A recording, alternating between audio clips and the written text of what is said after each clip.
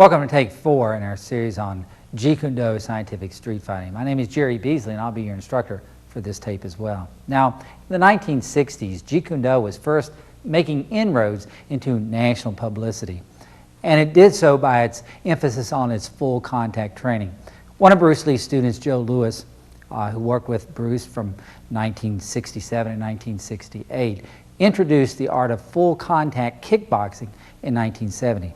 After working with Bruce Lee and learning the strong side forward stance, Joe Louis introduced this art by using the exact same techniques that he'd learned in the Jeet Kune.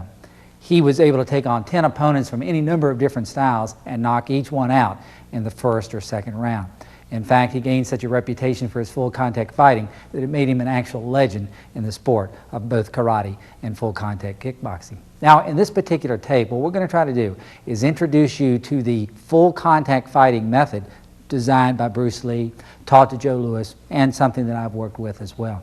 As we do this, we're going to go through several levels of competition. We'll begin with just some evasive techniques, then we're going to work on some technique versus technique, then we'll start introducing the contact little by little.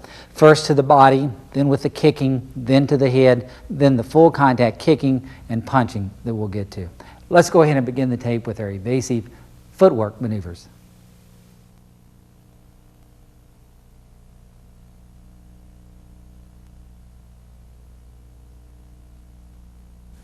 As we introduce the full contact fighting method, we want to begin with evasive footwork. Now, obviously, if your opponent is trying to get at you and you can get away from him, that's to your advantage. And we call that evading the attack.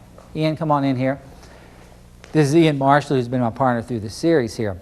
If Ian's punching at me and I can move back out of the way and use that distance as my defense, that's what I want to try to use. I also have the option of moving over, angling out to the right, angling out to the left, or moving in and pivoting out away. We covered that in tape number 2 on mobility. Now, I'm going to have Ian just throw some techniques at me, and I'll just let you see how we move back and forth. Okay, Ian to the stomach here, and moving.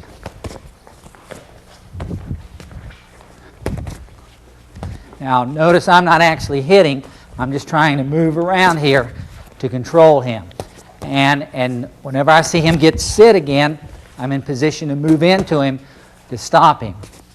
And basically what I'm trying to do here is step out of the way to take my position to move to where he is weak. Let me slow it down here for a second. If you punch out and I know the next technique is going to be that right cross, I'll step over here where I know he's going to be weak. Now, if I were trying to attack him, I could attack with techniques, but I'm just trying to evade at this time. Also, if he throws the jab, I have the option of moving out away from him, again with a pivot step. If I happen to get caught in close like this, I'll attempt to hang on and then move out of the way. Again, Ian, if you're just working with me, punching in, you can see what I'm doing here, just moving the techniques back and forth with the footwork. So, once again, if you can evade the attack, that's to your advantage.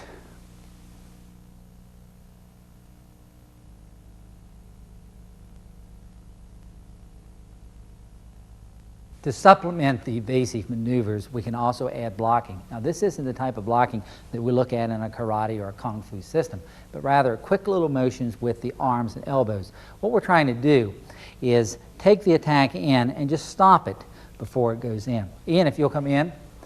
Just slowly, if you'll punch with your left hand. If he punches with his left, I want to just take my elbow. Now, I really don't want to use my hand and block at this time, because if I do that, what's happened to me? He's opened up high line for him to counter. But if he punches in and I use that block simply to move it out of the way to stop it with my elbow, my hand is still in a good position and he has blocked his attack. So as he punches in, I'll just move my hand slightly. I move my body and like that. Now if he's doing the jab, I want to use my reverse hand to block with. As he jabs, I block here. Now, the reason I didn't want to use my front hand to block with, while I could, is that, again, I've opened up. I've given him the opportunity to move in. So I'll use my reverse hand to block, which really put him in a position of missing me, plus I'm in position to hit him. So as he punches, I'll go one, just like that. One, just like that. One, just like that. one just like that. Let me show the camera, and if you'll step back for a minute.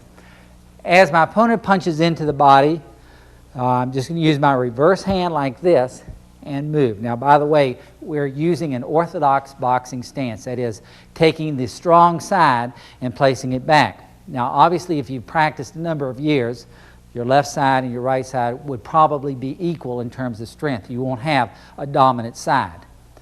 In fact, both sides should be dominant if you've really trained both sides to do that. So I've taken my typical right hand and placed it back. This way, I'm sitting up the opponent and then throwing my power in. Now, if I trained only one side and I had to have that strong side out, I'll use a different type of technique for that. But in this case, I'm using what's called orthodox boxing. I'll place my strong side back here. So as my opponent punches in, I'm just going to take my right hand and lightly move. Now notice as the punch comes into the body like this, as my elbow comes out, it really kind of hits and stops it right there. So I just go like that, a simple little motion. If I want to put my hip into it, I'll get even more power, but just a simple little motion like that. Now, when the right cross comes at me, I'm not going to use my right hand, I'm going to use my front hand, because the right cross will be blocked just like that. So in blocking, I'm actually only going 1, 2, and 1, and 2. Now, we're just working at the body at this time. Later on, we'll look at the head and how to sled, bob, and weave, and how to parry the technique. But at this time, we're looking just at the body shots. We want to block 1, 2, and 1, and 2. And so sometimes you'll see a fighter moving around, and they're just actually training their blocks as they do these techniques. Block, block. And that's all there is to it. Ian, if you'll come back in for a sec. Okay, as he punches with the left hand, I block. As he punches with the right hand, there's my block. Left hand, block.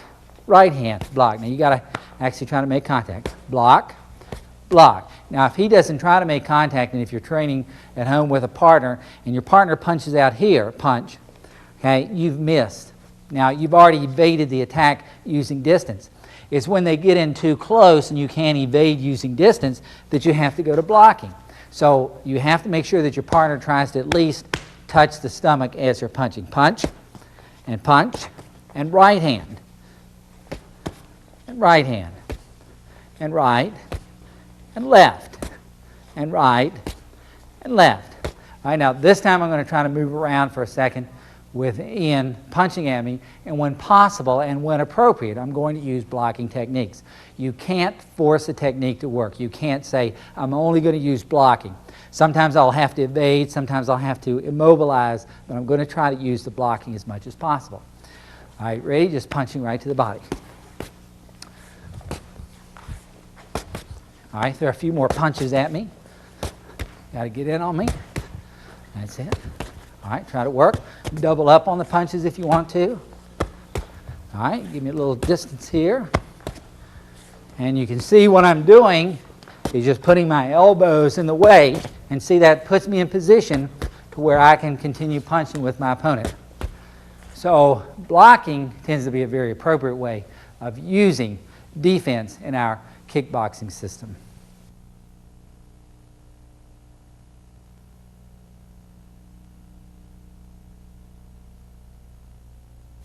This full contact approach to Junfan kickboxing is very important if you want to learn the style. Now, it's also important that we don't just jump into the fighting method. We're taking it step by step. First of all, we learn to evade the attack. Then we learn to block. And this time we're going to look at a concept called destroying the attack. As my opponent comes in, what I would typically do, give me a left lead. If he throws a jab, I'll simply intercept, but I'm intercepting not to stop the technique, but to stop the weapon. So as he punches in, I'm hitting right to the bicep like that. And I want to time it so that I'm actually hitting him as he's hitting me. Now this actually hurts, and I can see the grimace on Ian's face, but we got to do it for the tape, right? Okay, so as we're moving around here, I can take my hand and actually hit my opponent. Now, if he's throwing the right and I'm in an orthodox position, I can still move out here and hit. But I've got to do it in a position to where I don't throw a slow technique and then get a counter over top of it. Throw your left over there. Okay? So as we're moving, and again, this is to the body, and the reason I'm having it go to the body this time is so if we're beginners, it doesn't hurt. If you get hit in the body, you're not going to die.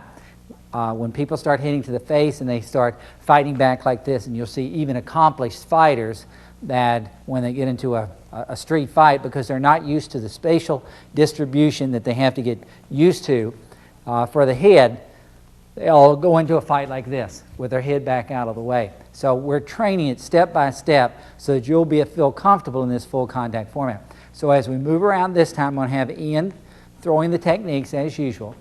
Instead of trying to just use the footwork to evade or the elbows to block, I'm going to see if I can incorporate as much of the destruction as possible.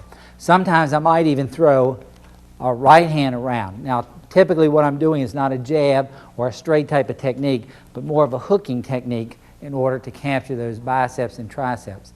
Now, there are some fighters who, when they get in tight, will actually hit to the arms. I don't see that that's necessary unless you're into sport context in which you're going for several rounds and you want to deteriorate these muscles over a period of time. In self-defense, they simply won't come into play. However, in self-defense, if a person is punching at you with a jab, for example, and you just step back and hit that bicep, you've got a good opportunity to immobilize that arm so he doesn't try to hit you again. All right, Ian, here we go. We're going to move around just a little here. You're going to throw him at the body, and I'm going to see if I can't use some destructions on that. All right. Go ahead and hit me now. You've got to have as your plan just hitting. Sometimes I'll be able to block, and sometimes I'll just move out of the way, but I want you to try to get that target right there. That's it. And every time I get an opportunity, I'm just going to move in and destruct that arm. See, that's just before he tries to move there. Now, if I want to switch positions, I can do that. You go ahead, you hit me. Hey, your goal is to get that stomach, and here it is. And my goal is to stop you from doing that through either evasive footwork or by destructions. And what I see is happening here is the evasion is working as good as anything.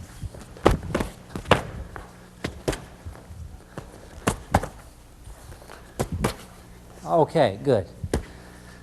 So you can see one method that I have in terms of self-defense is to try to destroy that limb as it's thrown at me.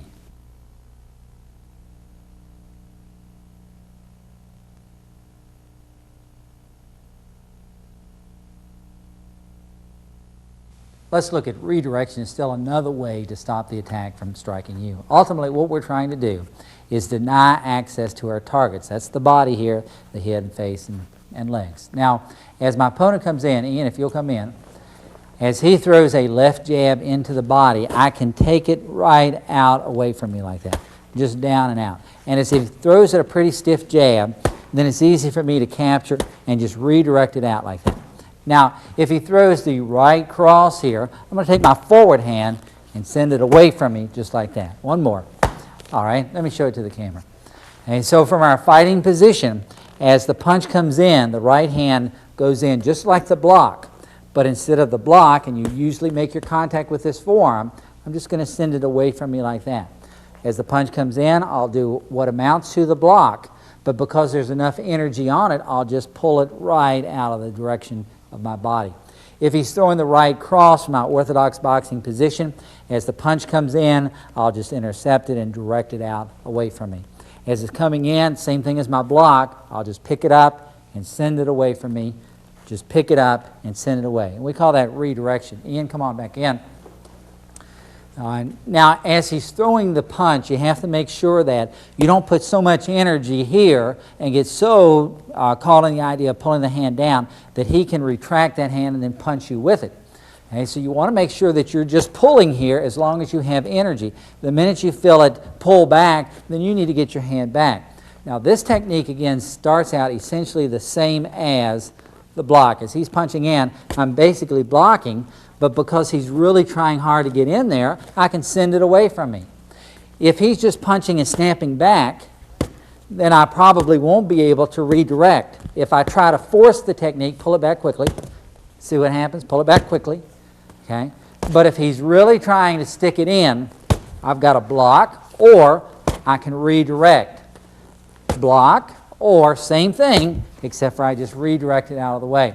And sometimes when you're moving with your opponent will get a little stronger and start throwing in the techniques. And when they do that, you can easily tell, is this going to be just a block, an evasive technique, or are you going to actually redirect the technique away from him? This time I'm going to have Ian move around, throwing some punches at the body. And again, I'm not going to try to force in a redirection. Sometimes a redirection will work, sometimes it won't work. I'll block, I'll evade, I'll intercept. I'm not going to try to destroy this time, but I'll either block, evade, or redirect. Okay, Ian, as we move around here, you're punching in at me. And I was able to get both of them that time because the way he's punching here. Okay, now, again, you can tell sometimes I block, and sometimes I'll actually get a redirection here, just like that. Okay, now, stop for a second. One of the great things about a redirection is it also lets you reposition. You don't have to stand in one stance and as he punches and simply redirect. As you redirect, you can take that energy to reposition. Now, by repositioning, we've taken our entire line of targets away from the opponent, denying access. And what we want to ultimately do as he punches is deny access. That's the first rule here. Okay? And then secondly, position so that I am able to strike my opponent here. Okay, so as he's punching, I'm redirecting and repositioning here. See, so if I'm using self-defense, I've got a lot of techniques that I can use there. Okay, once again, we'll move around and see if you can't pick up any repositioning that I might be able to do. And we're just going to work right around in this direction. Ian? And you can see what I'm doing here. I'm stepping back and forth so that I'm not just a standing duck, not just standing there trying to stop it. That's the hardest thing I can do. But I want to continually move in and out of the way against my opponent. Now, in this case, what I'm doing is giving him a target. I'm trying to entice him in here. Okay, this is what we call attack by drawing. And as I do that, look what I'm doing. I'm just moving out away from my opponent like this. See, sometimes I'll get him used to the redirection here, and sometimes I'll just block and move out of the way. And I'm able to do that by combining the footwork, the evasive footwork, the block, the redirection, and I haven't even hit my opponent at this time. And remember that at any point, I might decide to put in a destruction technique there. Good enough. And that's using redirection in our basic exercises here for the full contact fighting.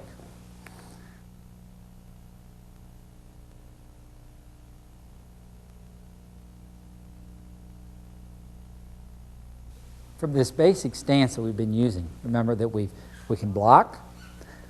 We can take that block if we have enough energy and turn it into a redirection. And this time we're going to find out what it takes to use that same technique but to intercept the opponent. Ian?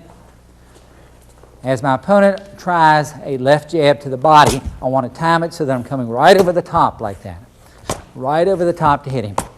Okay? Now if he throws the right cross again, just right over the top to hit. Okay? So in effect, as my opponent punches at me, I'm punching at my opponent. The disadvantage of that is, of course, going to be that whenever you initiate an attack and you throw your attack out there, now you're vulnerable. That's when you're most vulnerable, is when you're trying to attack your opponent. So you're taking a chance here. Now, to kind of give you an opportunity to lose that disadvantage in taking the chance, you want to make sure that you have the block. If he punches, left punch, I can block, I can redirect, or I can intercept. See how that works? It's basically the same position. To block, to redirect, to intercept. And let me show it to the camera here.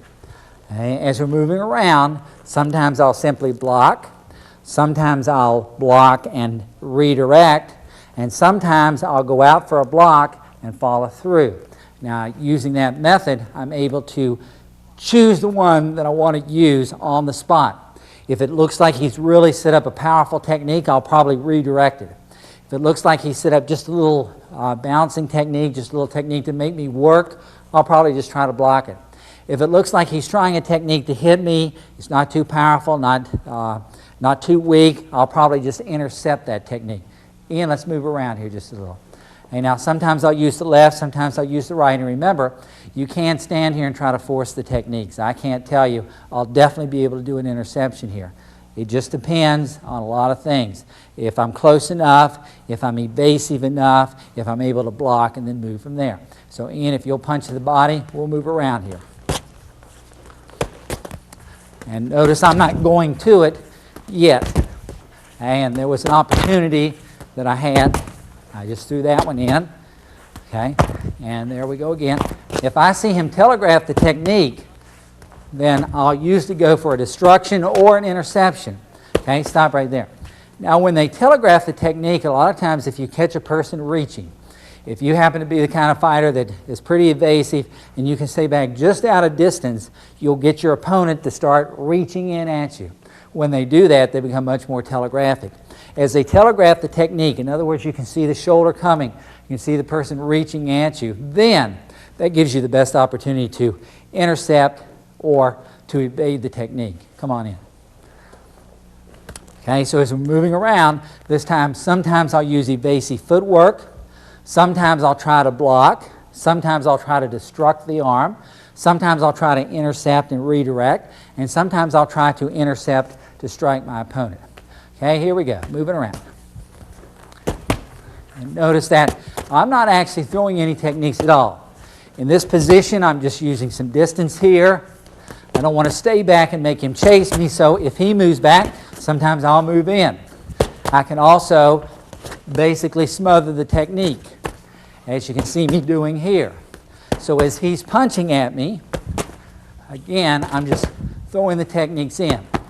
Okay, now I saw him just kind of hang on that technique, so I went ahead and hit him.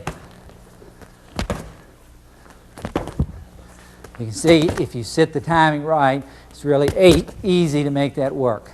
Go ahead and hit and hit. Now double up. Give me some combinations. Go for it. That's it. Working, working. There you go. Good, good, good. Okay. Now if I can get him to really try to hit me, that'll give me a good destruction. See, so I had to attack by drawing there. I have to entice him to bring him in to make him do that. And as he's coming in, again, I'm just kind of pushing against his hand. Repositioning here. Now I'm going to try to start moving a little bit more to make my opponent work. Sometimes I'll just reach out and stop the technique. Here we go. Now those had something on it. Okay, good enough. So those are at least 5 ways that we can stop an attack before we get into any full contact fighting.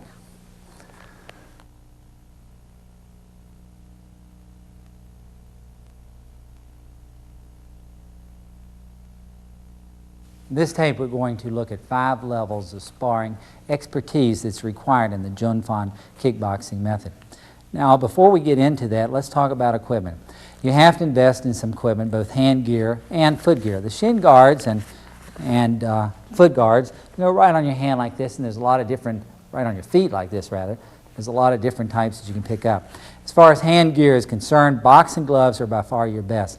A lot of people see those Kempo gloves that are used for Jeet Kune photography. They actually are not very efficient in terms of hitting. Now, what we're trying to do is actually hit an opponent. So you'll find that you can still do some of the tramping, especially the trap boxing that I'll introduce on this tape, if you have the right equipment. So if you're going to get into this type of sparring, get some boxing gloves and some shin instep protection. In these 5 levels, we're going to start out with technique. We're not really concerned about hitting yet. And then we're going to go to hitting to the body. Now, you just saw some opportunities for Ian to strike me, but in the next series that we look at, I'll be hitting back. So it'll be back and forth there. And the person that has performed that evasive footwork, that has worked on those basic skills, that's the person who's going to be in a good position for this fighting, counter-fighting techniques that we're going to look at. So let's go right into the technique sparring.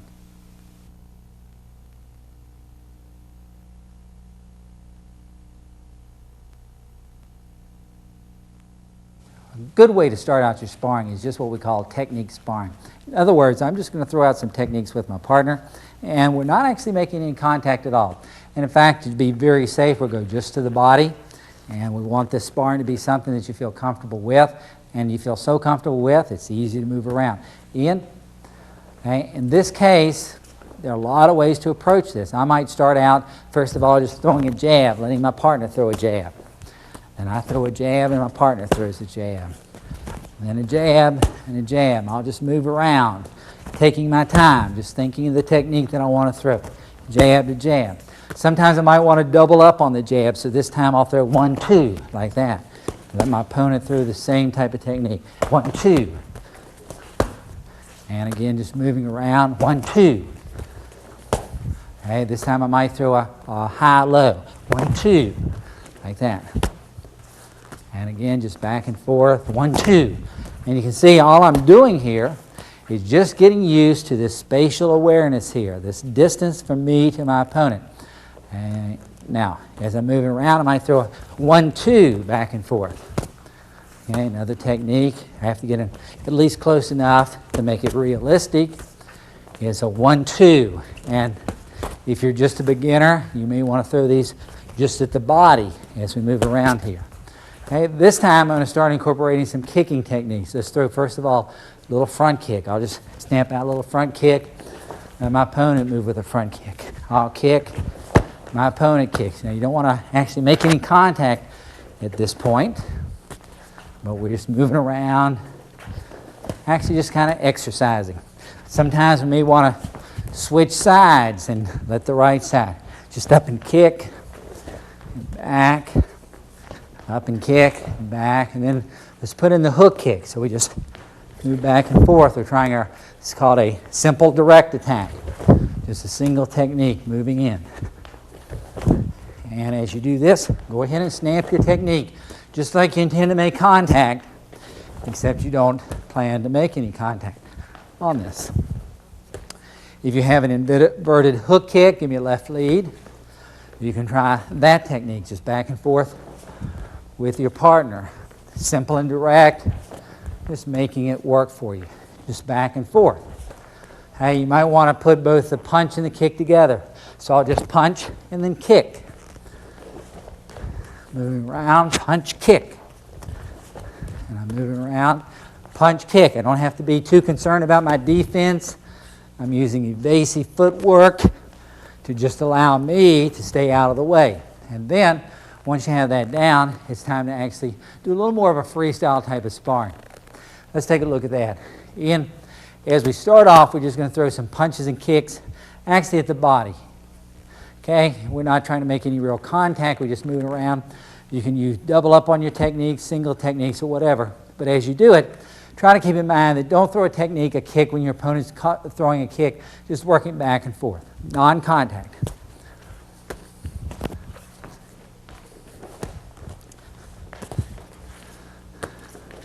I said non-contact and went right ahead and hit you, didn't I? That's it. Just back and forth there. Just so that you feel comfortable with your kicking techniques and with your punching techniques. I can double up there. I can hit. Sometimes you can just kind of aim at those hands sticking out there. Actually make some contact with them. But this should be kind of a fun time for you as you're doing your techniques. And actually you can see that we're really kind of taking turns. He'll throw a technique and then he'll let me throw a technique. And I want to kind of just work on my distancing and get used to moving in and moving out. And sometimes I'll take an individual technique like an oblique kick, and every time I get the opportunity I'll just try to shoot that in and see how it works. And then as I feel a little bit more comfortable with it, as my opponent tries a shot, I'll just try to intercept it. See if I can't move right in on him. As he throws a technique, I'll come back, I'll break the rhythm. Instead of just going back and forth, 1, 2, I'll let him come in, I'll draw him in, and then fire back a technique at him.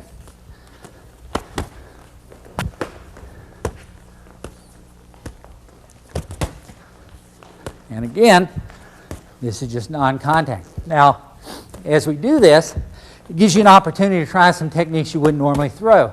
For example, a reverse crescent kick coming out. A kick coming up and pushing away. an oblique kick to the body. So I know there's no penalty for missing here because my opponent isn't trying to hit me. And you can have a lot of fun with this non-contact sparring in level 1.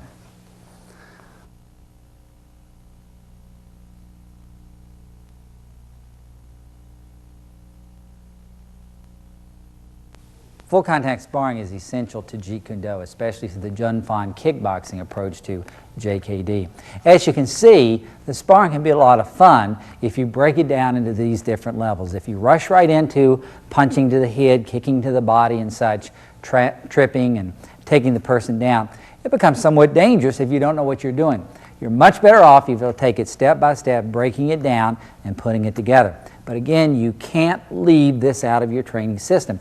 You have to get into the sparring. Now, on the last tape, I introduced the concept of trap boxing. Now, the word concept means to get a general notion, a general feeling about it.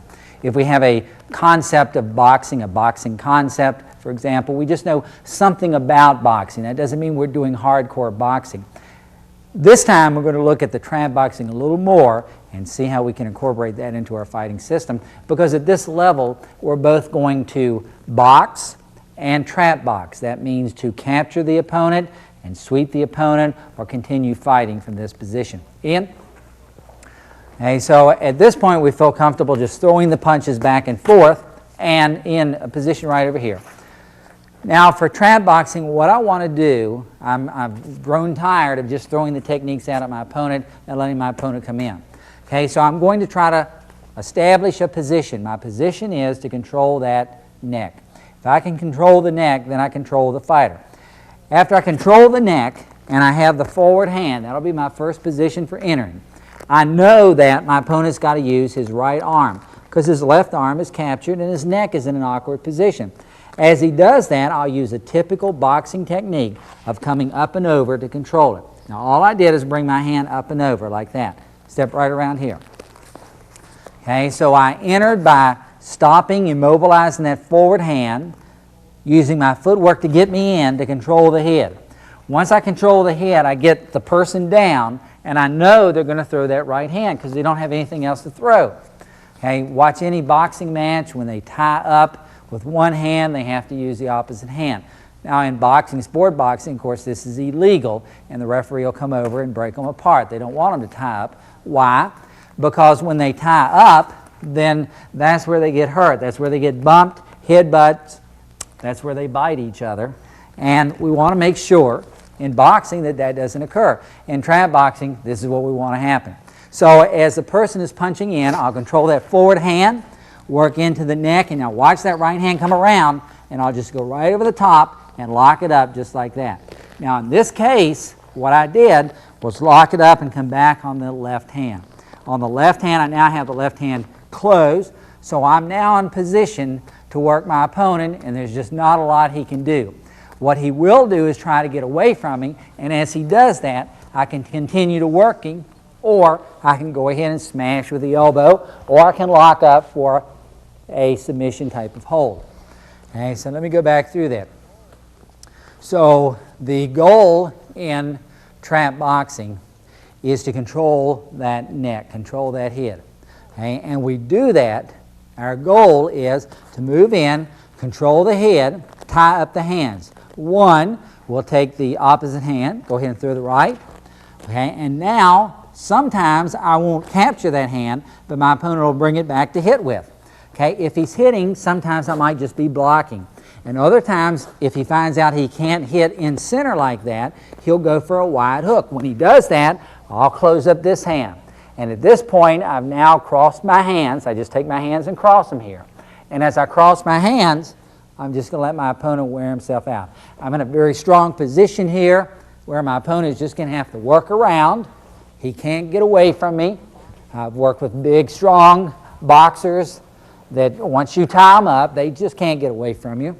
And as he does this, I might be throwing in some techniques. I might be trying to irritate him. And in fact, what I'm trying to do is getting to pull this elbow down so that I can slip my left hand over and capture his arm. Now, once I have the arm captured with my left hand, that frees up my right hand. Once my right hand is free, I'm in a great position to look for a submission. I can take my thumb and poke it into his eye. I can strike low to the groin. I can just keep hammering on the person until he decides to stop. I'm also in position to start throwing the knees, stomps, or position so that I can take the person down. Sometimes I might want to do that by toughening up the back leg. That is, I'll take my heel like this and come up and hit right into the hamstring. Okay, and you can see him kind of bucking away. That hurts quite a bit when he does that. Now keep in mind that as I've controlled this opponent, I'm hitting, I'm striking, I'm tenderizing, I'm getting him lightened up here, and at any point I may shift around.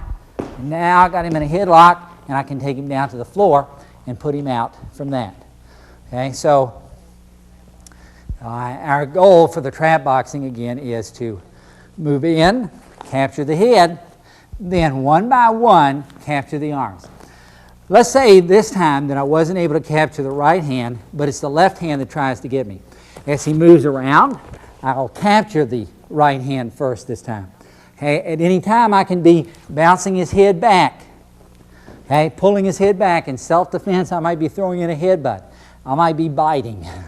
Okay, I just want to get him to work. In self-defense, I might be throwing knees back and forth here that we worked on. I might be doing stomps. I may be pulling him down to the ground, bouncing him back. I may be trying to wrench this elbow. Okay, I'm moving around, constantly struggling. Now, for the viewers, I have a microphone here, so I'm not trying to work too hard. But as I'm going back and forth here, my opponent eventually is going to get smart and try to throw the right hand. When he does that, I'm going to capture that right hand. As I capture the right hand, again, I'm just going to rest for a minute. I'm going to make him do the work. As he does the work, he's going to struggle. Now, I might sometimes slip in a kicking technique. I've got a great biting technique here. He'll probably be taking his head up and putting it over to the other side. Okay, I might lay my head down and just kind of rest here for a second. Step on the foot. Okay, at any point, I might take one of the arms across and capture the other arm. In this case, I did exactly opposite.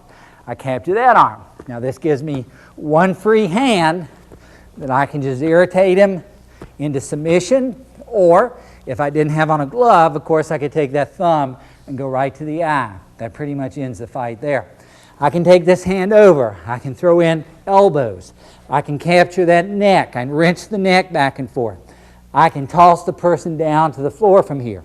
I can take my leg. I can take my knee back and forth. Once I get him down and twisted, I can start throwing elbows here. I can just continue to get the person out of the way here using the trap boxing. Okay, so what we have here is using boxing techniques to immobilize the opponent. Okay, now, I'm going to try to move around here just a little bit with my partner as he's throwing some techniques to the body. And when I see the opportunity, right there it was, I captured the head.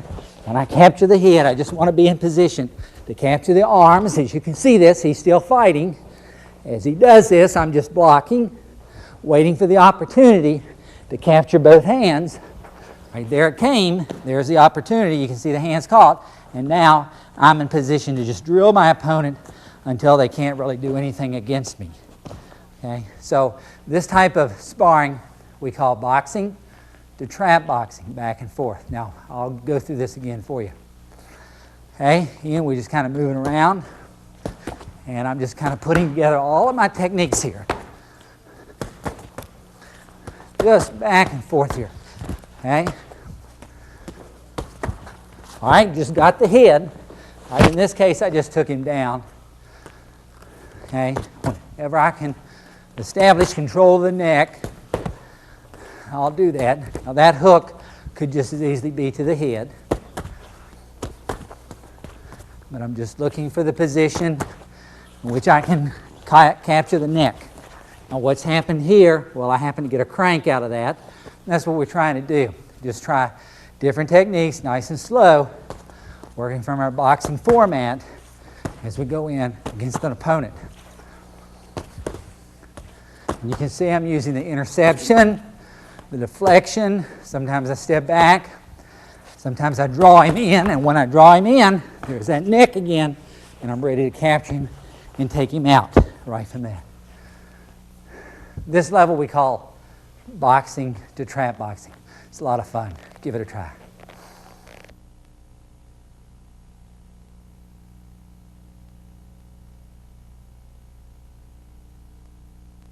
Now, level 4 sparring is one of my favorite types of sparring. It's something that's very enjoyable. It's good exercise. It's good aerobics for you. Level 4 is kicking and punching to the body. Now, you can use as much contact as you want to here. You do light contact, you do heavy contact. It's just a good way to practice your sparring. Remember that you can do focus pad drills, you can do bag work, you can do individual drills for as long as you want to. But the minute you put on the gear and try the techniques moving around in freestyle, it gives you still another level of sophistication in terms of learning scientific street fighting. Come on in, Ian. I'm going to show you some of the things that we'll be doing here in the punching and kicking to the body. Obviously, since we've already demonstrated the punching, it includes all of the punching techniques that we've worked on, the kicking techniques, and also we're going to start trying some takedowns. The minute we start raising the leg, that's the best opportunity to start the takedowns, the sweeps and takedowns. Now, here are two types of sweeps that we typically use. One will be a forward leg sweep in which we come in and just kick the leg out from under. We just slide up and sweep the leg back. We just slide up and sweep the leg back out of the way. Now, the kick is used just in like this to pull the leg back out of the way. That's all you're trying to do. We slide up and sweep just like that. Well, if I have the person moving, especially if he's just finished a front kick or a round kick, I'll step in and sweep the leg right out from under him. He does the kick, I step in and sweep the leg right out and under him. Once more, he does the kick, I step in and sweep the leg out from under him. Now, notice what I'm doing with my left hand. I'll take my left hand, come right over here, Ian. I'll take my left hand as I slide in to sweep, and I'll put it right up on top. This will stop him from coming into me. Okay, it's a blocking type of technique. And also it allows me to take the shoulder or the head and pull down as I sweep. Again, as we're moving around, he will throw the kick. I'll follow it through and just sweep him right down like that. Another type of sweeping technique that's very effective is used off of a right cross. Anytime that I get the person moving back and working against that right cross, look what I have. I have a perfect position to step in and sweep that forward leg with the reverse leg. So here we are. I'll throw a right cross, and as I throw it, I'll step in and sweep the opponent down to the ground. Once again, he may have already thrown a kick or a punch or whatever, and I throw my punch and then I step and sweep. As he's here, I throw my punch, I step and sweep. And I want to kind of keep that hand out in front. Now, later on when we go to head work, punching to the head, just throw a high jab out. I'll slip under it and I'll come up like this and take him down. It's the same basic motion. Okay? As he punches, I would come under it, back, and sweep down. But right now, since we're not hitting to the head, we're only using the body for safety. I'll just throw that punch and come right over the top of it with a little sweep there. Now sometimes I'll be in close to my opponent and I'll sweep one side and then sweep the other side. That's a double sweep. Okay, so if we're in tight, I'll sweep one leg. If I didn't get it, I'll work the opposite leg just like that. As we're moving in, I'll sweep one. In this case, I can actually come through. There's enough distance there to actually come through from the opposite side. Okay. All right, now, some of my favorite kicking techniques that I like to use as I move around, anytime the person throws out a jab, a forward punch, that sets up a hook kick to the body. Anytime he throws a jab, he's susceptible to this hook kick. Now, if you're used to throwing the hook kick like the karate people throw the round kick up high, chambered, it's going to be much more easy for your opponent to evade it because it becomes very telegraphic. So we just want to throw our hook kick up and down like that. And if you leave it up in the air, that allows your opponent to grab or destroy the kick. So we want to use the kick, so it's just up a little snapping technique like that. A little snapping technique like that. Sometimes I'll just kick the person and drop it down. Another technique that I like to use a lot we really haven't shown, but it's a shoving technique, a pushing technique, a perning technique sometimes used in Thai boxing. I just take my foot up and I shove him back. I take my foot up like a front kick, only I take it up and shove back like that. I take it up and push the opponent back. If I have an opponent kind of crowding me, instead of doing a kick, because if I do a kick here, it's not going to stop him from coming forward. I'll do the kick, but he still has enough momentum to come in and capture me, maybe even getting me up to the wall or the ring rope. Okay, so what I'll do with this foot is I'll bring it in and I'll shove back. Just coming in, I bring my foot up and shove him back. As he's coming in, I'll take my foot and shove him back. Now we're not going to the head yet, but I can do the same technique right up to the face. Like that. Same type of technique right up to the face. As my opponent's coming in, I just take that foot, shove him back out of the way. Take the foot, shove him back out of the way. Another technique that I like to use here is the oblique kick, just up and check. Move around. If I catch my partner kind of sleeping, kind of resting, I'll just throw that kick up, just like that. Just as we're moving, I'll just throw that kick up. Anytime you get your opponent working off of that oblique kick, thinking about that oblique kick, feel free to follow through with a hook kick. Okay, now you don't want to throw your oblique kick and telegraph it and let your partner see it coming, as if that's my technique. That's what you don't want to do. You want to throw your oblique kick and then follow through with your hook kick. So as we're moving around, I'll go 1, 2, just like that. I'll sit up so I'm 1 and 2, just like that. Sometimes if my opponent is moving back away from me, I'll throw 1 and then throw a second little oblique kick, like that. I'll throw 1, moving in, throw a second. I'm just coming up 1 and 2 with my hook. At any time, I might follow through with punching techniques, and as I see my opponent getting back out of the way, I'll follow through with a kick. Come back this way, Ian. Okay, come on in some. If I'm hitting my opponent and making him move back, I'll take my reverse foot and shove him back out of the way. As my opponent is in, 1, 2, reverse foot, shove him out of the way. Now, why did I elect to shove him, to push him, as opposed to kicking him? As I punch him back and get him out of the way, that sets up more power for me. Okay, so I made him move back, pushed him, and now look, I've got all this springy motion up to thrust in a lot of power here with the technique. Okay, so I'm making the person move back, shoving, and then following through with a much more powerful technique. Once again, I make my opponent move back, kick, and then kick. Sometimes I like to take the front foot and just throw a little oblique kick out. Or I'll take the front foot and sweep, just like that. Again, to kind of keep him honest, to make sure that my opponent doesn't just come in on me. I just sweep across like that, Sweep like that, just front foot. Sweep just like that. Sometimes if I have a person doing a lot of punching, okay, and I'm sweeping down low, that stops them from just taking that stance, getting set, and throwing out a good punch. These little techniques here are meant to irritate and also to distract, especially if he's punching. I'll just throw that little punch out like that. Punch it like that, and then I'm in position. If he'll allow me, a lot of times when you hit a person like that, as he throws a jab, and you take that first little step, if he pauses for a second, now watch this, that's what's going to happen. He'll throw it, and I'll just pause for a second. He'll throw it, and I'll just pause for a second. He'll throw it, I'll pause, I'll get that second kick in. Okay, so as he's throwing the jab, I'll hit, get that second kick in. He'll hit, I'll go 1, I'll go 2, I'll get a second kick in.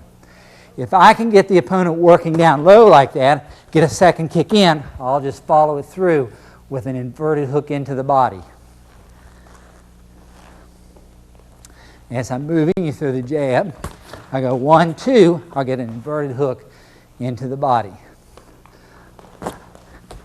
Forward, 1, 2, inverted hook. All right, Ian, let's move around a little. I'm going to try to show you some of these techniques as we go through them.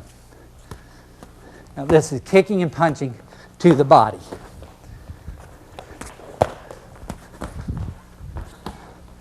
Now, we're not really throwing a lot of contact here. If my opponent is in close, and I'm going to be punching him. If he just stays out at that range, I'm going to be working the legs. I can get some good techniques in on him. In that case, I just kind of check the leg away from him. And there's the technique I was just talking about.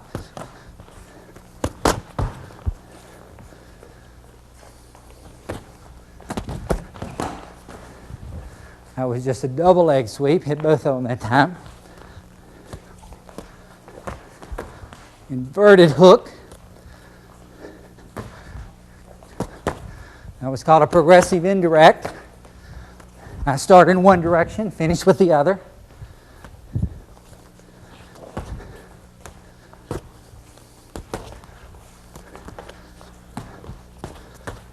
Good. And you can see that this kind of kicking and punching to the body with contact is a terrific way to practice.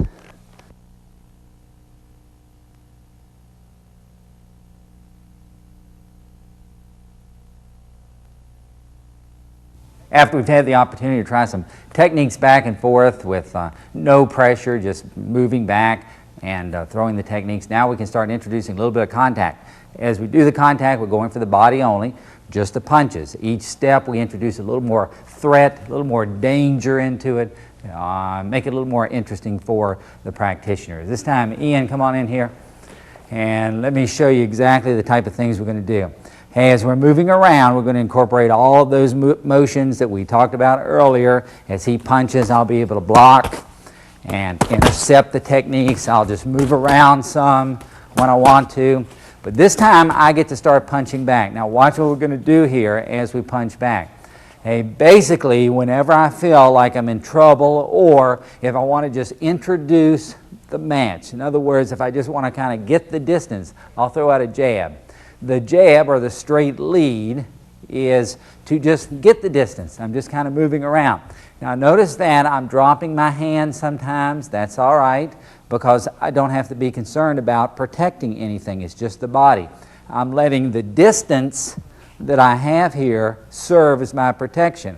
I don't have to punch and pull back and get into a rigorous stance, because once I hit, I know that I have that distance. I can just move away from my opponent with that. So for example, let me show you the jab first of all with contact. I'm just going to focus on the jab, moving around a little. You get to hit two. In fact, you get to throw anything you want to there. See what I'm doing? So I'm throwing that jab first of all, just to kind of keep him busy, not let him just throw whatever he wants to. He's got to first of all deal with my jab. I'm doubling up on the jab. If I want to switch sides and go to a right lead, I can do that. But my jab is out there just to kind of keep him busy. Of course, I can score with that lead hand. And later on, when we go to the head, you'll see it comes much more effective. But basically, I'm just throwing a jab out and moving with my partner back and forth. Sometimes I'll practice my switch step, just kind of getting the range, using that jab, and focusing on the lead hand. Okay, that's good. Now, the second lead hand technique that I like to use is a hook. Ian, come right here. The hook can be used just like the jab. I just stick it out and hook across. And once again, in this type of sparring, I don't have to be overly concerned with defense. I'm letting the distance work for me. So instead of the jab, I'll just take my hook and stick it out like that. All right, Ian, let's work a little. Now, the hook is very effective for that destroy technique. You see, if I can time that arm coming out, I'll just smack it. It slows the opponent's arm down. And again, it just kind of keeps him busy. Lets me work on range. And then sometimes I'll double up jab and hook. Okay? If I throw a jab, he'll pretty much have to react to it. I can pull it back and just fire a hook right in. And what I'm doing here is getting used to throwing it low, throwing it high. But since I have it at this nice, safe stomach area here. No one gets hurt. We just move around. And it's important to answer every blow either with distance, keep punching, or blocking, or redirecting, or intercepting. And so as we throw the techniques, you can get a little more energy into them. You can start throwing some combinations if you want to. You should be up on your toes. As you're doing this, feel free to change. As I'm punching here, I may feel like there's no opening, so I'll just switch stance, which puts me outside and makes him switch around for me. Gives me a little opening.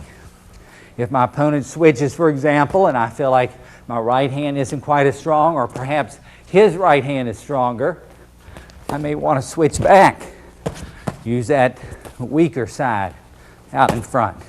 That was a nice bicep hit because, and I tell you why I can do that, because I see after about a minute of this, he's starting to bring his hand back a little bit slower, and when he does that, I'll just time it so that I'll get it right into the bicep there. And that's a terrific destroy technique against my opponent.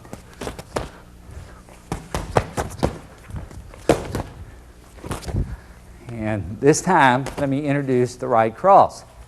Hey, as I throw my jab out and back, and I keep him busy, and if I can see him going for it and reacting to it, then I'll throw my right cross there. Throw my right cross in there.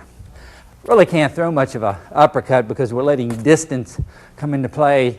You typically won't stand up here and bang back and forth, so that reduces those techniques. Now the back fist, you could throw a back fist if you wanted to. It won't have too much effect on an opponent as you do that. As we're moving, okay.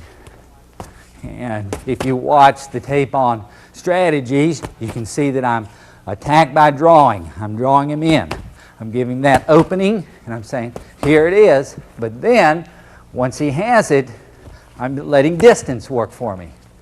See, I'm just sucking in just a little there, letting the upper body move. And even if I get hit, it doesn't hurt. You get used to it. We're just moving back and forth with our partner. And sometimes when I see him pull his hands back, that's when I want to rush in with that rally of straight punches there. And by the way, if I wanted to try that straight blast that we worked with, I want to time it so that I catch him either before he throws the technique or as he's retracting the technique. Okay, so sometimes I'll see, this is called sit point. When he gets sit to throw the technique, I'll have to break it up right there. Let's try that. Okay, you can see each time that as I'm moving here, my opponent kind of gets sit. You'll see his feet go a little bit flatter on the floor, getting sit, and I have to pick up on that. And as I do, I want to throw my punches just right in there to stop him. And sometimes we'll just kind of get going and throw a lot of punches in there. And it's kind of a comfort thing. It takes a while to pick it up. As we move here, I can see he's dropping his left hand, so I'm going to go right over top of that with my straight right hand. I'm going to try not to meet that hand. And let me show you what I did right here since we have unmatched sides. I got to reach out and tap down that jab, and that leaves him with what? With his right cross. If I tap the jab down, I know he's going to throw the right cross, throw it. So there's my destruct right into the arm. So as we're moving, I just reach out, tap that one down, and boom, I've got it. But you can only do those so many times until your opponent either says stop it or changes stance and try something else. But basically, using distance, evade, You don't have to move too fast here, but you can. And of course, we really haven't talked about pushing, but sometimes if you get too close, you can reach out and just thrust your partner back if you feel you need that. This is, sometimes we call this counter offensive. I basically let him come in and then I'll throw that hook. And this is certainly much more effective to the head than it would be to the body, but we're kind of using our distance here as we play through. That's good, Ian. Okay, so once again, this body sparring can be terrific. It's a lot of fun. I try to get in quite a few rounds each day.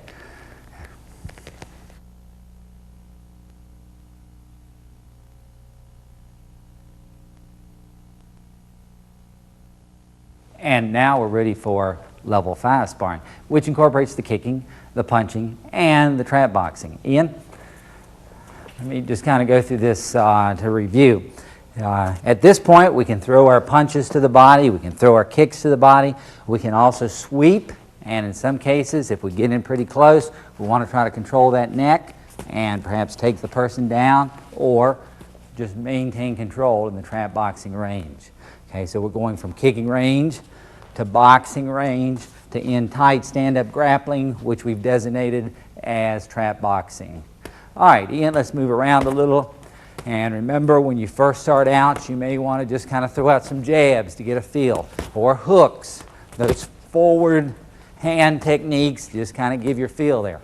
Now, if you have an opponent who starts out a few kicks, throw a few ground kicks at me, okay, especially off the forward side here. Hey, you may want to start that oblique kick, just kind of checking that leg. Whenever you see him go up for it, you may want to throw it. Now, if you throw the oblique kick and you time it correctly, terrific. If you throw the oblique kick and you see he's already chambered, in other words, his knee is up too high, then just let your right hand stay in position and you'll go ahead and get a block. Okay, so once again, there was a proper check. I missed it that time, and my right hand stays in position. Remember, we're not working for the head at all yet. We want to go through this nice and safe. It's comfortable. It's enjoyable to do this type of sparring. And you don't have to put in too much power. You can if you want to a little later on. Now, I just switch sides, and whenever I switch sides, this inverted hook is a perfect technique, because most fighters will stand with their hands out. That leaves the stomach wide open for the inverted hook like that. And sometimes I'll throw that hook out. I'll just throw it low to the leg and then right up in on it. That would just be a combination attack. But basically, I want to stay back and let distance work for me. If I get tired or if I'm talking, I just want to move around and let that distance work. And a lot of times I'll try to smother attack. If I see a kick or a punch coming in, I'll just try to smother it and get in too tight for it. Right there's a leg kick for me.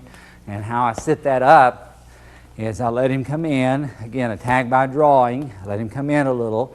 Once he came in and gave me this side, I was here, I could sweep back. If you see your opponent start bobbing, weaving a little bit left and right, if they weave over to one side, they have to come back. When they come back, boom, if you time it correctly, you'll catch them right as they're changing their weight from one side to another. That's what you want to try to do. And anytime I see him getting set, I'll just throw that little oblique kick out just to kind of irritate him sometimes, just to keep him honest, let him know he can't just throw anything at me. And again, I'm evading, basically sitting up there for a sweep. Generally, we'll spend a few minutes here, and one of the strategies I use is to let my opponent work a little, get tired. Once I see those hands getting a little bit slower, and then I'll follow in, and now I'm at trap boxing range. Now remember, as he's working, I'll just try to capture. Now he could, of course, try to sweep me, but he's playing nice. And that's how we would get into the trap boxing there. Again, just kind of controlling the opponent as we move back and forth. This time, I'll start working on a few distance kicks. I'm going to see if I can't keep my opponent back. I've decided I don't want him in close, and when I want him moving back, I'll just take that foot that we worked on and just keep the person moving.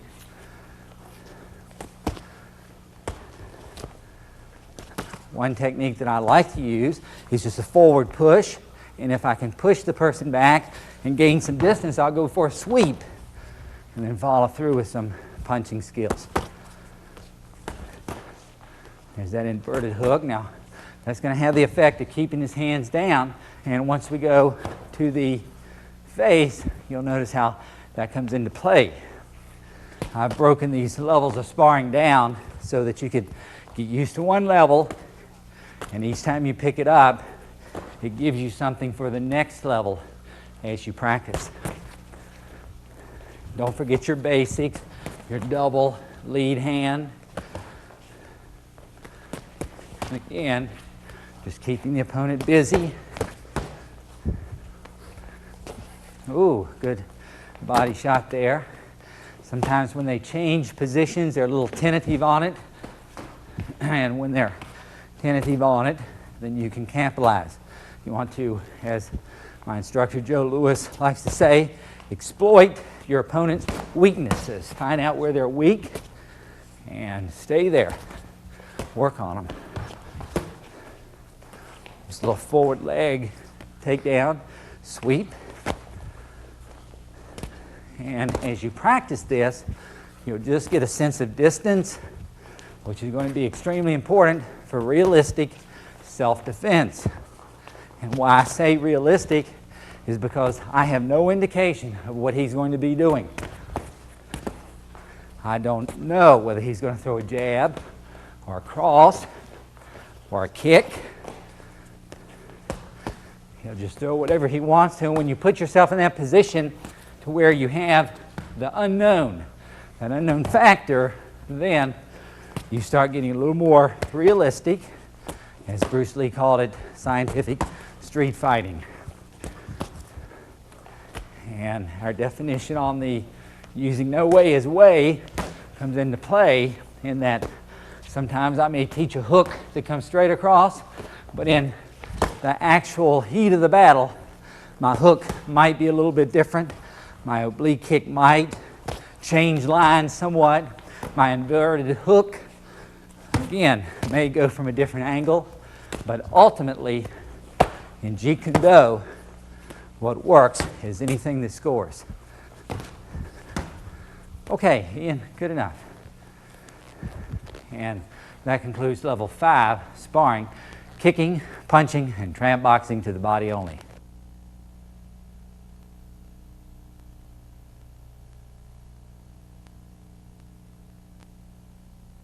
That concludes tape 4 on our series on full contact fighting, Jun Fan style. Now, what we wanted to accomplish was an introduction to this full contact fighting system. By taking it step by step, increasingly bringing in the contact, we make it safe, we make it enjoyable, we make it something that a person enjoys following through on. It's something that you'd like to practice. Now, in the next tape, we're going to look at the head. We're going to start putting the head as an actual contact area. There are other variables that we have to introduce, the slipping, the bobbing, the weaving, and it gets a little more threatening as we go along, but again, if you'll take it step by step, there are 9 levels to get to the full contact fighting, and if you take it step by step, I think it'll be very useful for you. Now, we also have an advancement and certification program in our newly developed International Jun Fan Kickboxing Association, and I hope you'll be interested in hearing about that in tape number 5. My name is Jerry Beasley. Thanks very much for watching our program.